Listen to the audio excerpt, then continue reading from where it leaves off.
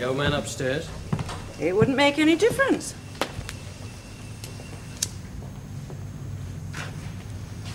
When? I told you. Friday? No. It's up to you. Whenever you want it.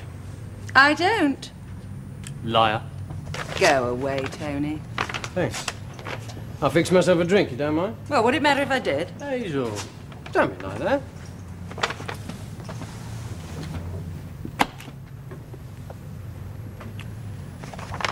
You needn't bother to count it. It's all there. Afternoon, Mr. Strode. Nice to see you looking so well and prosperous. I'd be better and more prosperous without you around. Don't be like that, Mr. Strode. We like everyone to be happy, including our customers. That's what I want to talk to you about. Quite a few of us are unhappy, wondering if we're really covered. The message is not to worry. No. A club was set on fire last Sunday. 2 days ago, a betting shop. Is that what you call protection? Whoa, you get what you pay for. Or don't pay for? If it's any comfort, none of those places were on our list. And Mr. Dunbar would be very put out if he thought you were accusing him of using matchbox methods. You'll be all right. Just as long as you keep paying your policy. Now listen to me, Logan, if you think...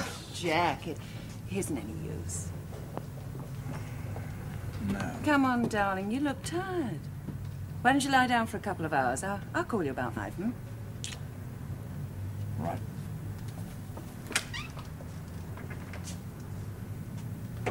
Well done. What? Getting rid of him. I didn't! Well, he's gone anyway, so let's have another drink together. No, Tony, no more drinks together. Just strictly business from now on. Is it Ian? No, I'm afraid not. Oh, you're lying.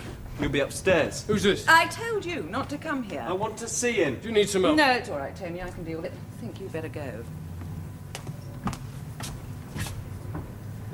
Look, I'm not moving until I do see him.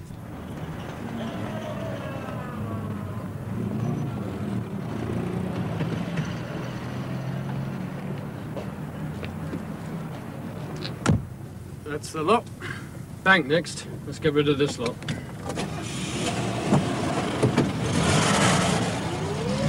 Look, you won't open it in any way. He isn't in. I wouldn't believe anything you say. All right. Frank! Yes? Oh, Frank, I'm sorry to interrupt the cleaning, but I wondered, could you resume as doorman for a moment? This boy is proving to be quite a problem.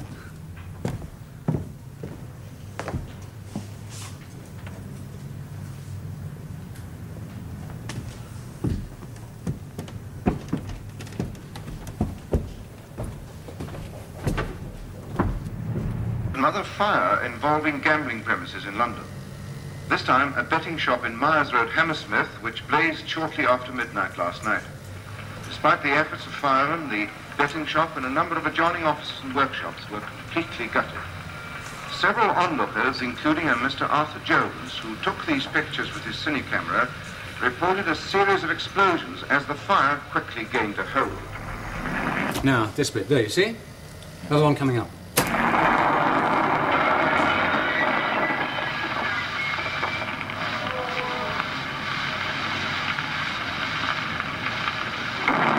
There, number 2.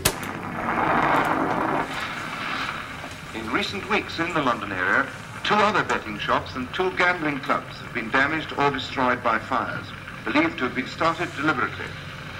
Scotland Yard said today they were treating this latest case as arson. Asked if the fires could have anything to do with protection rackets, a Yard spokesman said, "We can't comment on that, but the fires undoubtedly appear to be the work of the same person or persons."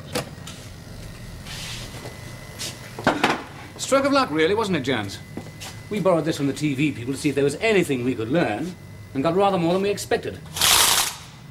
Sharp of you to notice. Oh, not me. Divisional Officer Barrett. I'm sorry, nice work. Thanks. Nothing else you're going to want me for, is there? Not at the moment. Thank you very much for your help. I'll be in touch. Now, you're being rather stubborn, aren't you, Bach? Well, come on. You can hardly deny being in the vicinity. I've been here since 7 this morning. Questions, non-stop. Yeah, I know the feeling. I've just had a bumpy ride myself in the witness box at the Old Bailey. You haven't had 8 hours of it, though. All you have to do is tell us why and for whom. All right. Had something to eat yet? Didn't touch it. I have a bad ulcer. This has really got it going. Yeah, a lot of us have that. Would you like a glass of cold milk? Superintendent, you forget your milk and your sympathy. You're all wasting your time. I'm glad you're here, though. As a senior officer, I expect you to put an end to it. I'd like to do that. This is what you've got from him so far, isn't it? Sergeant Gilson's assumptions are utterly ridiculous. More than enough to warrant bringing him in. We'll see what a solicitor has to say about that. I'd have had one here by now, only I'm alone. You see, my mother died 3 months ago. That's why you got me. She'd have had a solicitor around here. Arthur Thomas Jones, age 43, unmarried, occupation van driver. I've been through it all dozens of times. All right, well, let's just stick to the candid camera bit, shall we? You know, it's a funny thing about most fire raisers. They tend to get a bit carried away. Right. Can't help gloating. Take a weird sort of pride in their work. Mind you, making a film of the event and getting it shown on the telly. That's a new one. You know, this piece of film says exactly the same to me as it says to Sergeant Gilson. Whoever held that camera knew a great deal more than he should have done. Nonsense, I simply pointed it at the blaze. Except when you showed us a part of the building not yet ablaze. Here we come. Whoosh! An explosion. Very dramatic. But a bad slip. You were there too quickly. A pure accident. Twice. The second explosion shown on the film was well clear on the top floor. So how did you come to anticipate it? Because you knew it was there. You knew it was going to go off. Yes. Smile.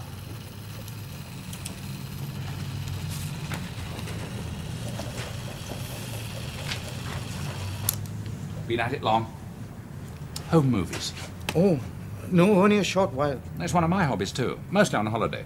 But I've never had much luck shooting colour outside at night. The film's not fast enough. Look, are you going to let me go now? We'll take a short break. All right, take him down now. Give him something to eat. Drink a cold milk, anything he wants.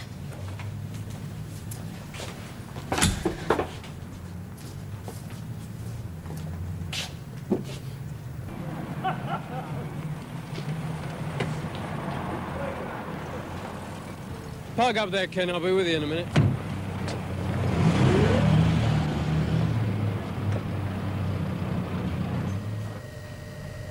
Find anything else at his home? Turn the place over, not a scrap. Well, if you filmed one fire, it's more than likely you filmed others. Well, that'd certainly be the clincher, but how can we tell? Check with the TV boys who processed this one. See which maker film he uses, then a quick trip to the maker's lab. What?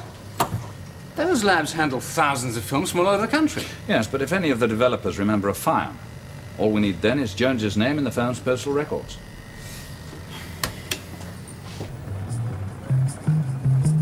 What you mate? How, Charlie?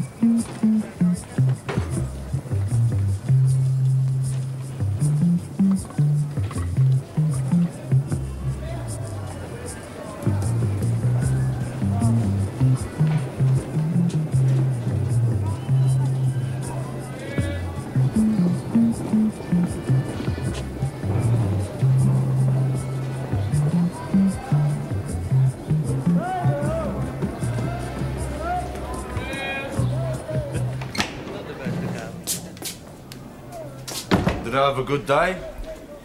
Check the list. So far as my round was concerned, easy as collecting for the widows and orphans. That's what I like to hear. Safe deposit key, pay an end card. Thank you, sweetheart. How much did that cost you? A suit? Oh, the pair. I nicked it downstairs. I'll pay for it on the way up, will you? You serious? Pay the shop. Just as you say. Look, you don't cheat on your own doorstep. Have you ever wondered why I'm in Covent Garden? Well, it's partly because it's discreet, but also out of sentiment. Sentiment? Yeah, my old man used to run one of these warehouses. Vegetables. And I started working there when I was 14. Have you any idea what it's like? 4 o'clock of a freezing morning sorting out cabbages and cauliflowers for a miserable little profit? Well, it's miserable. Which brings me back to the matter of profit. How do you mean? Well, we're not keeping pace. Either with the cost of living or with most of our customers increasing takings. It's not their story, I can tell you. It never is. Mickey, pass me the assessor's report, please. Thank you. Assessor? Well, we keep tabs, general trends of business from night to night, any special signs of a bigger take, better standard of staff and croupier, redecoration, personal expenditure of the owners. There are at least 4 or 5 of the people that you've visited today that can afford to pay us more. And there's Marty Benham's Tilt, Benedict's, the Green Bays, Strode's Cloud 7. You're checking out the price? Oh, yeah, about 200 or 300 a month in most cases. I've worked it out and they'll pay. And if they don't... It's a bad time. Oh, it always is. It might even mean a salary rise for you too, Tony. Well, it's not that. But if you're jacking out the price all round, on the betting shops and the arcades as well... Well, the other collectors must have told you. The clients are getting nervous about these fires. Yes, so I am. But they haven't happened to any of our places, have they? You try explaining that to them. Oh, don't look so worried. You don't have to. I'll be visiting them all personally. All right, the next time you call round, they may hate your guts a little more, but the new figures will have been agreed. All right. It won't be easy. I'd say the fires will be a help. I mean, if I was an owner, this would be a moment when I'd be just that much keener to pay for my protection.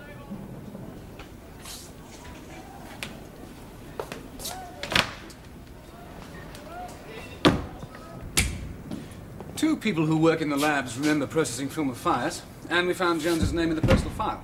I know. The lab phoned me just after you left. I've sent for Jones again. Yeah, there is a snag, though. The lab doesn't hold copies. There's nothing to stop Jones claiming he sent in any old film. Ah. I found these in my office. They ought to do. Well, we don't have to run them through in front of him, do we?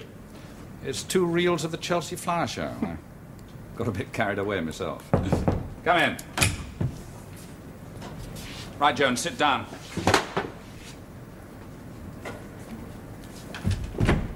Let's do some real talking, shall we, about these? More of your bonfire movies.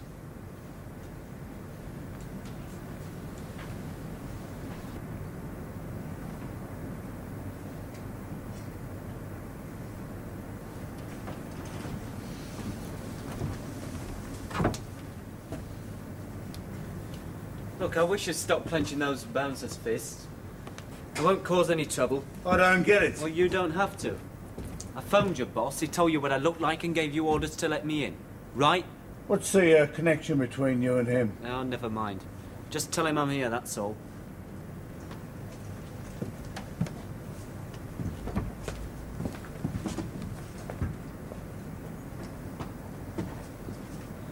I can see you had a good night then. All right, Frank, you can go home. I'll look up the club. You sure you don't want me to stay? I said it's all right. I'll see you tomorrow.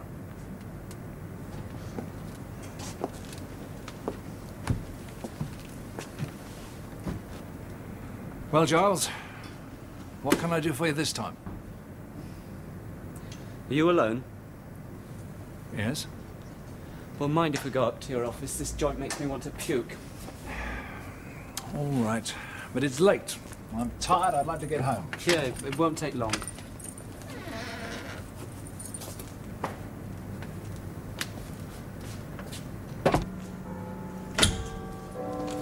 Right, all finished? Thank you. This is why you lit those fires. I signed it. I just want to lie down now. Because of your mother. I've explained it all. But every penny we had, they took it. Her fault, but they took it. She went mad in her 60s at that. It's a sickness. A sickness and a sin. This gambling bug bitter. Never even used to do the pools before. And then horses, roulette, even one-armed bandits. Those legalized places should never have been allowed. Government had no sense at all. No more than my mother, who spent it all. She took it from me to give to the friends of Satan. And you decided to stoke up the flames a bit? Yes, to punish them. Right, take him down now. I think you better see a doctor as well. You don't mean an ordinary doctor, do you? I'm perfectly sane, you know. I feel better now I got it off my chest. Goes for everyone, Mr. Jones. Come in. Right. Another fire. Another gambling club. Where? Cloud 7, Holland Park. Been blazing 15 minutes, it's an inferno. And there's something else. Yeah. There was a fireman on a ladder to the top floor just before the flames reached there. Through one of the windows, he saw a man lying on the floor of an office. Couldn't get him up? No. There was an uprush of flame which badly injured the fireman and put him in hospital. But he had time to see that there was blood on the back of the man's head, and the office was in a shambles.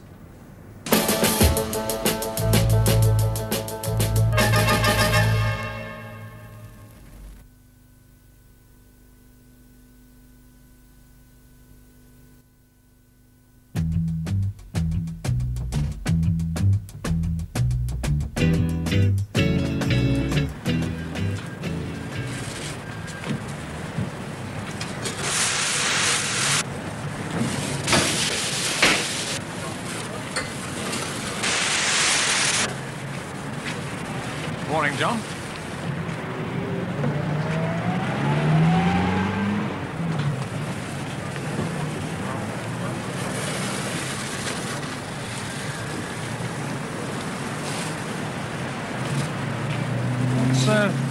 What's been going on then?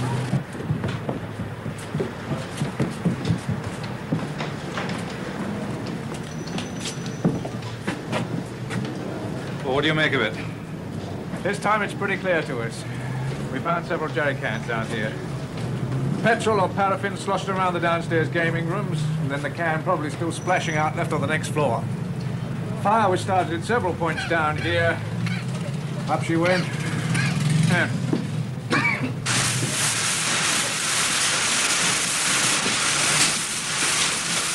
Come on,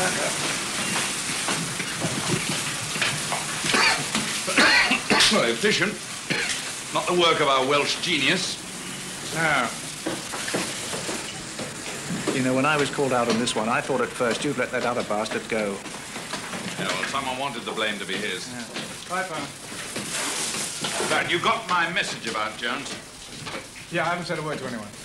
You haven't charged him yet. Just to make sure the news doesn't get out. So,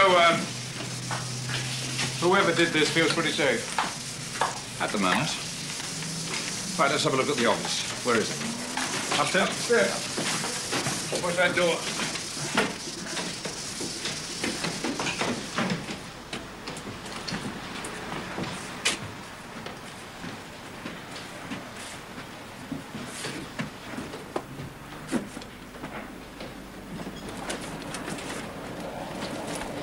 Pity we couldn't get to the man that was up here, even if he had already copped it.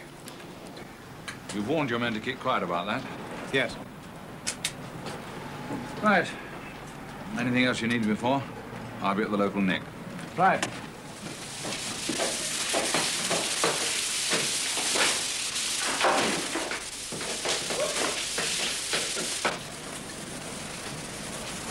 John, just a minute.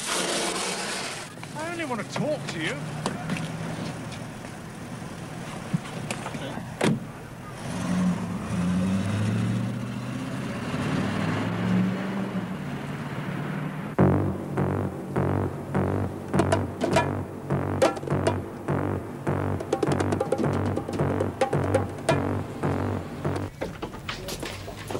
Spoken to that fireman yet? Yes, just come from the hospital. He gave me a very good description. I'm pretty sure it is Strode. You found anything? No, they're still digging. Well, look, they've cleared a room for you here, and that's the murder office. No, not the murder office. Whoever killed Strode thinks he's got away with it. Let him go on thinking that. As far as anybody else is concerned, this is still a case of arson. I make sure everybody understands that. Right. John. That wasn't very polite. Want to make a formal complaint? I want cooperation, that's all. You've had a statement from the press bureau. Another nasty fry-up, this time with a victim. Yeah. Shame about Jack Strode. I won 60 quid there once. We split a bottle of champagne. Nice bloke. It was him, wasn't it? We've reason to believe so. What else have you reason to believe? It's another case of arson. Oh, you can do better than that. Look, Phil. I helped you once because you did me a favor. That doesn't put me in your debt forever. Is this fire the same as the others or not? A man's been burnt to death. Or murdered? No comment. And perhaps you'll tell me if it's true you've already got a man at the yard being questioned. Look, I'm sure there must be a dozen men at the yard being questioned. If there's anything else, you'll get it with the others from the Press Bureau. Mr. Barkis is leaving now.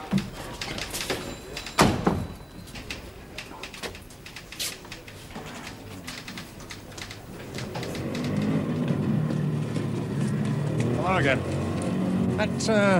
That mate of yours, the fireman who was up the ladder and got hurt. You know which hospital he's in? Lighter, keys, signet ring, watch. All found in the office. Anything from the pathologist yet? Well, nothing definite. He's still working on the skull, but he's pretty sure it's a bullet. Club staff? Well, we've questioned most. We're chasing up the rest. We've got a list from the wife. What about her? Well, she's still at home, supposed to be resting. Doctors treated her for shock. Look, why don't we bring her in? Now, let's take it easy. This is still a case of arson. Why don't we go and see her?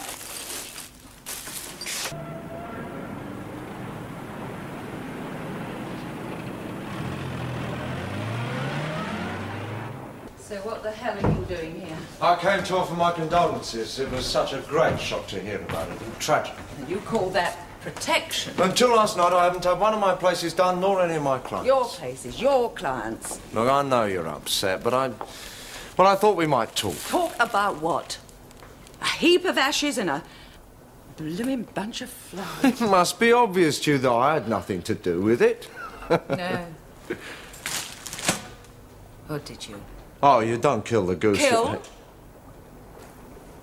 Now, who said anything about killing? No, I only meant... No, what did you mean? Whoever set fire to the club killed him. Then what do you want? Yes, it is quite a house, this. Old Jack was doing well. And I know how much you helped him. Yeah, that must be your cruiser out there, the Cloud 7. Well, with the insurance and everything, you'll be all right, won't you? Don't tell me you've called to talk about my welfare. No, have you seen the police yet? At the fire? And what did you tell them? I was hardly in a fit state to talk. No, of course not. But when you do, I hope you'll use your brains and not mention our little arrangement. I mean, we don't want to stir things up now, do we? Jack's been dead a few hours and you have come to threaten me. Do I have to do a thing like that? No, I just think it best for everybody if that aspect doesn't enter into it. And I know my friend Jack would have agreed. We loathed you. Tony Logan always said you were the most charming of customers. Get out, or I will put the finger on you. Oh, no, you won't. You're going to have to start all over again. Pick up the pieces, the insurance, build yourself a new club. You're going to need protection more than ever. Not from you. But if I was inside... Don't you believe it? I have friends. Things can always be arranged. Like Jack's death and the fire. I've told you. Nothing to do with me. And just to convince you, I'll let you into a secret. Secret? Yeah, I was so concerned about the club's security that I intended to drop round and see Jack myself tonight. Now, Tony didn't seem to think that it was such a good idea. But I thought it best if it was to come from the top. What was? I was going to put up the price by a couple of $100 a month. Now, that does prove a point, doesn't it?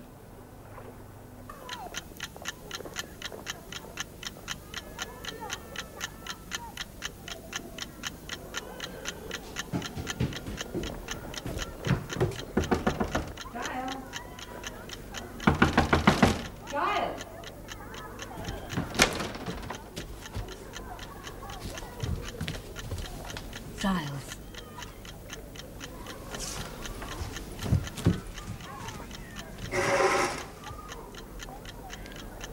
Did you have to wake me? I'm off to work now. I'm due on the switchboard. There's a meal in the oven for you. Thanks. No wonder you can't get up.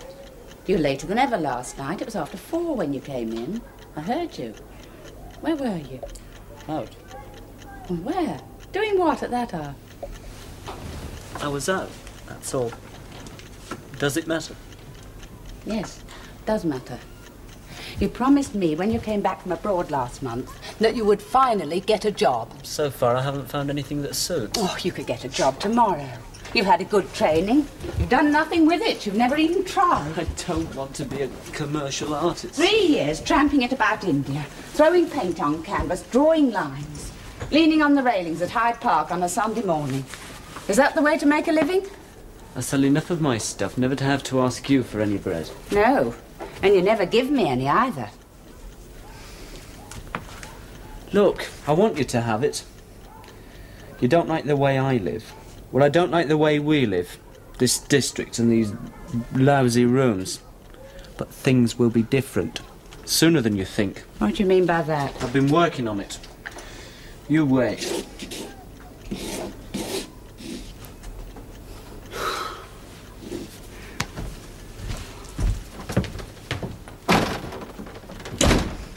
I realise this must be painful for you, but I'm afraid formal identification would have been impossible. Yes, I understand. Just tell me one thing, Superintendent. Since he must have been overcome by smoke, he wouldn't have suffered in any way. I'm sure he knew nothing about it. Thank God for that. Is there anything else you want to know? My men are questioning the rest of the club staff. I understand you left early last night. I wish I hadn't. Jack said I looked tired and he suggested I go home about 1 o'clock. We usually close between 3 and 4 in the morning. You take a big hand in running the club. I helped Jack build up the business. It used to be a small-time drinking club with a couple of slot machines.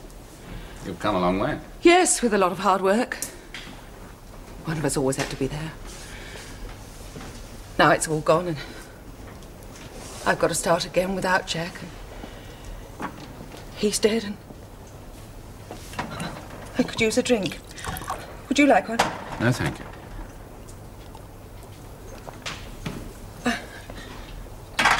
I'm sorry, it's just that my doctor's sedatives don't seem to be having any effect. What about the customers last night? Average bunch. Regulars? Strangers, guests. Do you think one of them could have been this firebug? Mrs. Stroud, was your husband ever threatened? What, with having the club burned down? Threatened in any way? Well, you make a lot of enemies in the gambling world, especially among those losers. I don't just mean people who might have lost their shirts. Oh. Well, then do you think there's something more to Jack's death than the fire? Tell me, did the Cloud 7 pay protection money? I thought you might ask that. Well, did you? No, not that I know of. And you would know, wouldn't you? Since you run the place jointly. Superintendent, I know nothing about paying for protection. Absolutely nothing. Giles.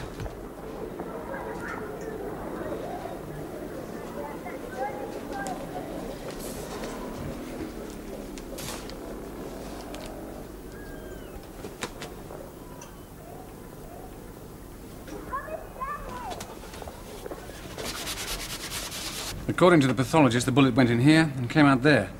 Pity it didn't stay where it was. We'd have had some idea about the gun. And death would have been immediate. Well, 99% certainty. We did a dental check, too. This was definitely Strode. Right, anything else? Yes, there is. I've got one of the club staff outside. I think you ought to see him. All right, bring him in. Would you come in, please? This is Frank Gray, club bouncer. He was the last man to see Strode alive. No, not quite. The last of the staff to leave the club. Now, Mr. Gray, would you tell the Chief Superintendent what you told me about Mr. Strode's late visitor? Yes, it was a risk I had to take. What did Hazel say? Now, don't worry. She won't mention a word about us. That's why I made it a personal call. She can see how hurt we'd all be if she told the police.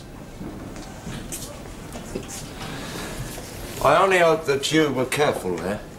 Careful? You're on visiting days. We can't afford even the slightest link back to it. Relax. No one but her or Strode ever saw me around the place. Good, because it's getting complicated. Why? Have you seen this? The evening paper, late edition, they're carrying a new story on a fire. Done a good job. Screwed the whole bloody thing. I simply went to the hospital and talked to the fireman. Should have come to me first. I did. You gave me a flea in my ear. I had my reasons. You could have told me. You realise what you've done, don't you? Whoever killed Strode has read this. Could be out of the country by now. I was holding it back. That and what else? Oh, go away. What about the men you've got in custody? Go away. Protection rackets. Don't try and teach me my job. Just get out. Now, hold it. You owe me something now. You mean you can use me? Yeah. I can use you. How? You're quite right. We have got the fire raiser. Ah. But we had him for a whole day before the Cloud 7 went up. It couldn't have been him. So Strode's killer banked on him taking the blame? That's right.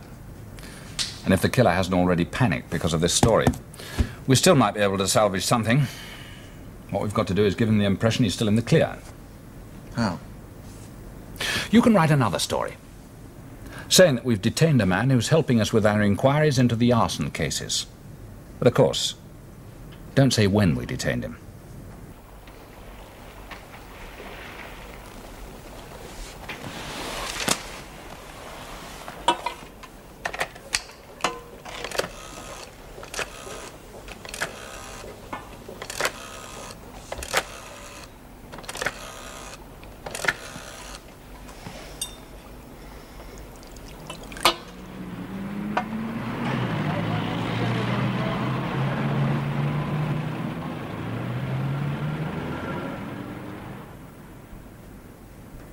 Morning, Governor.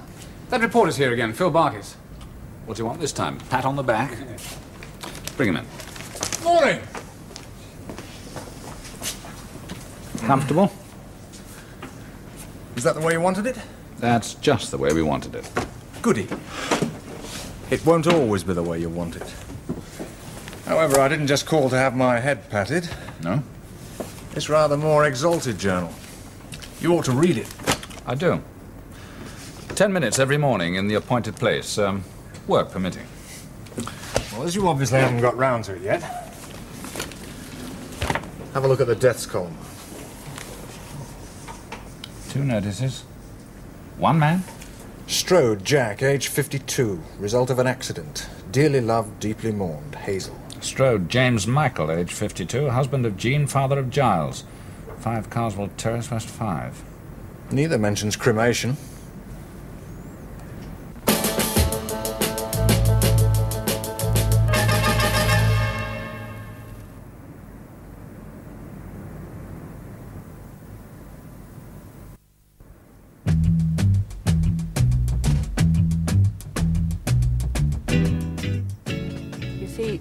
Superintendent, I was his real wife. We were never divorced. And Hazel Strode? Spears. Hazel Spears. She changed her name by deed poll. No doubt he arranged to leave her everything. I gather they lived quite grandly. You might call it that. You should have seen the first place we had. Tatty basement. Hardly room for a fruit machine, let alone a roulette table. It was me working myself to death and Hazel Spears queening it as the barmaid. And then I was ill because I couldn't stand the late hours, and she saw a chance. It was going on behind my back for over a year. And then one day he came home and simply announced that he was going to set up house with her. He brought me a bunch of flowers and a bottle of champagne to break the news. True gambler's touch. That was that. That was the last time you saw your husband? Yes. I've never seen him since. In this notice, you mention your son, Giles. Well, what about Giles? Did he ever see his father? Oh, never. He was a teenager when the break came, and anyway, he's been abroad for the past 3 years. You mean he's still abroad? Yes. You say you imagine your husband left everything to the other Mrs. Strode, nothing to you or your son? Well, I shouldn't imagine so. I mean, she was his de facto wife, wasn't she? I mean, if he made a will, I'd have to contest it. You've thought about the money, then? Do I have to be subjected to these sordid questions? Have you put her through it? Mrs. Strode, Perhaps she wanted him dead. Yeah? Fine. Yeah, I'll come out. You said your son was still abroad? Yes. Not true, is it? Come in. Giles Strode. Yes? You sent your men back to my flat. Naturally. I mean, it's your son Giles we really want to see, isn't it? Get the doorman in again, will you? I'm afraid I have to ask you to leave us for a few minutes. No, I want to stay. Look, I'm sorry. I have a right to stay with him. Don't worry. I'm okay. Take Mrs. Strode to the CID office, please. I hope it won't be for long.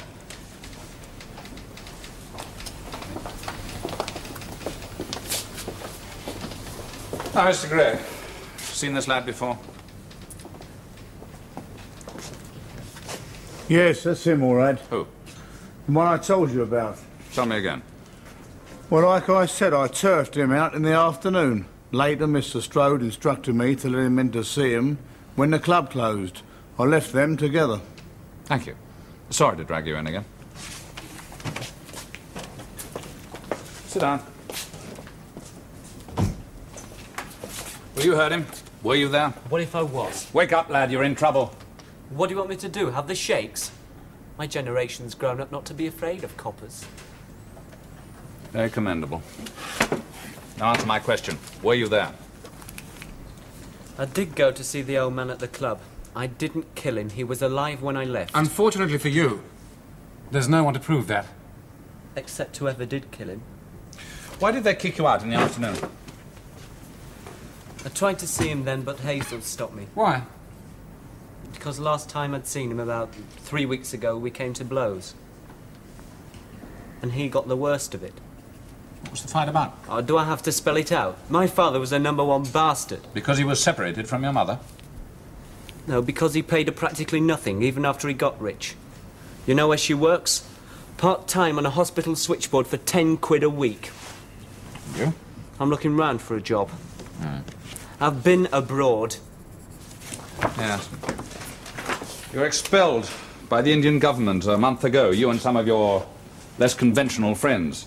You took part in a riot in which petrol bombs were thrown. No, we were caught up in a demo against injustice. I neither made nor threw any bombs. I don't believe in violence. Except against your father. Listen. When I came back from India, I decided to go and see him. I told him I didn't care about myself, but I did mind about the old lady. Now, one thing led to another, and we had this fight. But I was sorry about it afterwards. That's why I went to see him again. And when you did? He was more reasonable. He promised to increase Mother's money. I was with him about 10 minutes. And I wouldn't say we parted friends, because we weren't. But I didn't kill him or set fire to that club. And you won't bloody get me to say otherwise. All right, let's go over it again. We'll start with your visit to the club in the afternoon. I've told you. Now, the club was closed at that hour. Yes. So how did you get in? The door wasn't locked. You just walked straight in? Yes. And then? Look, you've just been told I got thrown out. Immediately, as soon as you showed your face? No, not quite. What do you mean, not quite? What happened? I went in and Hazel was there with this man. Which man? Well, I don't know. Member of the club staff? No. At least I don't think so. What was he doing there then, when the club was closed? How should I know? One of her boyfriends, maybe. You think she had boyfriends? Oh, I should think so, knowing her. Did he behave like a boyfriend? Not that I saw. Was your father in the club? Yes. Well, would she entertain a boyfriend with your father upstairs? Okay, maybe he wasn't a boyfriend, maybe he was there on business, I don't know. But he must have known her fairly well. Why? Because he offered to help her throw me out. Did he? No, she got rid of him and called the doorman. This man, what was his name? It wasn't a cocktail party, we weren't introduced. She didn't mention his name? No. As he was leaving, she didn't say goodbye, Mr. Smith, goodbye, Mr. Jones, goodbye, Harry, Tom, Tony. Ah, Tony. Now we're getting somewhere. Right, describe this Tony. I told you not to come here. I gotta be sure you don't do anything stupid after what you said on the phone last night. I meant it. There was no need to kill him. Look, Dunbar was gonna raise the price from 5 to 700. You still didn't have to kill him. Well, what else could I do? Sit around and wait for Jack to tell him he was already paying 7? Because you told him the rate had gone up 6 months ago. I'd have found some way round it. Like what? Like, please, Jack, I've been squeezing you out of an extra 200 a month because I love Tony Logan. I don't. Because I once loved Tony Logan.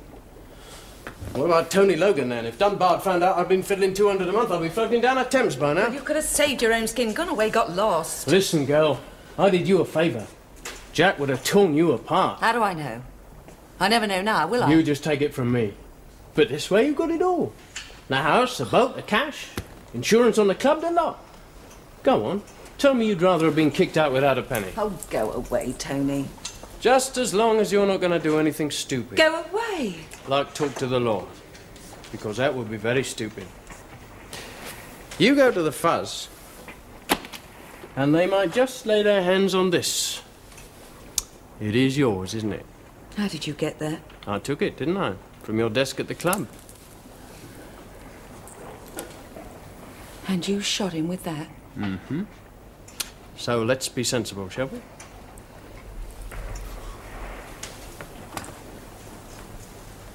Ah, cheer up, girl. It'll work out. They picked up the firebug, they put the Cloud 7 down to him, then we're all in the clear. That's him. You sure? Certain. Tony Logan. Right. Bring him in. Find out who he's working for, what he's up to. Get a team on it. Right, come on. Please. Thank you. Well, Tony's worked for me for about 6 months. He's a first-class salesman. Selling what? Oh, all sorts of things, really. Consumer goods.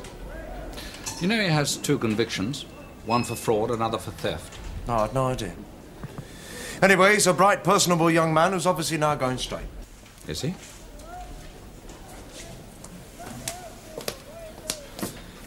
I really don't see the point of this visit, Mr. Kingdom. The police don't normally go around telling tales to people's bosses.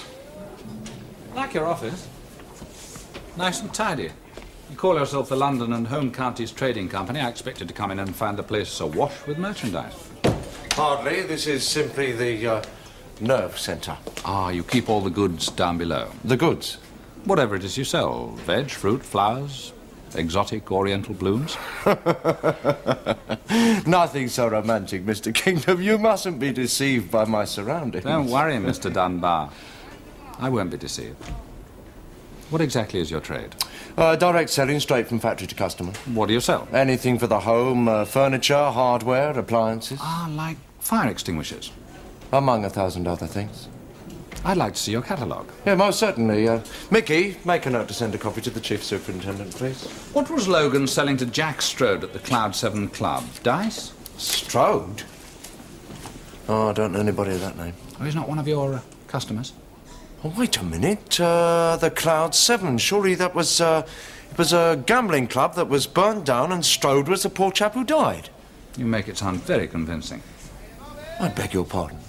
Your Mr. Logan was seen at the club on the afternoon before it burnt. Oh, no, don't ask me what could have taken him there to a place like that. You mean you've never heard of the protection business? Isn't that what you're in? Where's Logan now? Out on his rounds with your other salesman? I am a very busy man. I can give you Mr. Logan's home address. Mickey. Thank you. I'm sorry I can't be of any further assistance. Don't worry. I'm quite sure that sooner or later you will be assisting us.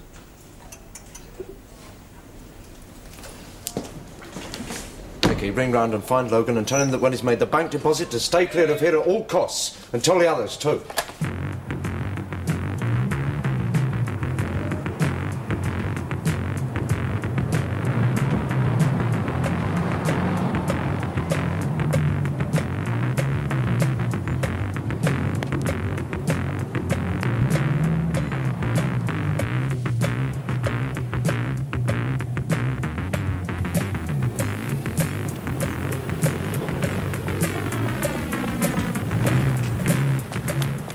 What do you mean he didn't bank it? All right. Now try his flat, but be quick, because you've got to get there before the police are after him. But I want him first. If he's not there, come straight to yourself and don't hang about. Police are onto me. Well, you can't stay here. I don't intend to. Then why did you come? I'm getting out of the country.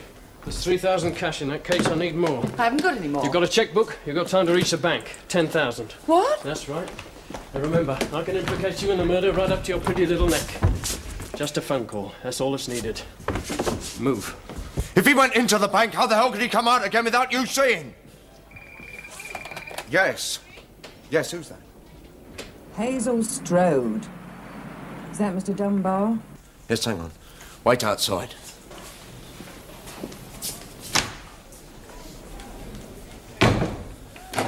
Yes, Mrs. Strode?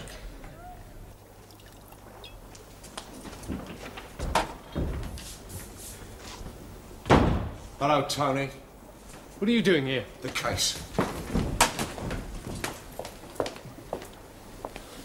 I don't mind employing a man with a bit of form, but I didn't think you'd steal from me. Steal? I mean, it's running rather a risk, wasn't it? You know me better than that, Ray. I got cold feet at the bank. There was a bloke in there had copper written all over it. You'll have to do better than that, Tony. Is it true? What had me really puzzled until Hazel phoned was why you panicked. And I thought you could handle the police. I even gave them your address. But what I didn't realise, did I, was that you killed Jack. Now you really are an embarrassment to me. All right. All right. Look, give us a break, Ray. You'll be quite safe. I'm getting out of the country. Look, all the money I collected today's in there for you. See for yourself.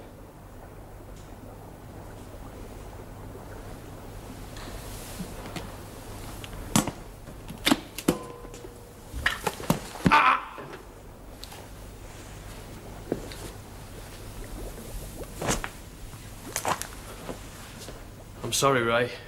I think I'll take it with me. After all, there's plenty more for you where this lot came from.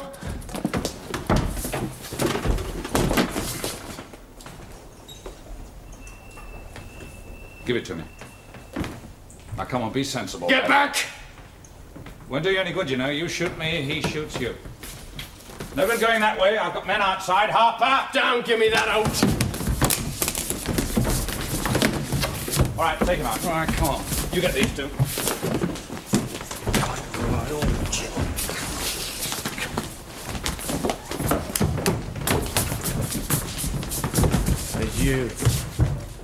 You called him after you called me. Made no difference. We've been watching this house ever since we heard about Logan's visit to the club. All right, take him out. You too, Mrs. Strode. Me? We'll need a statement. All this because of a week in the south of France. All right, later. It was only 1 week with Tony Logan. Later, Mrs. Strode.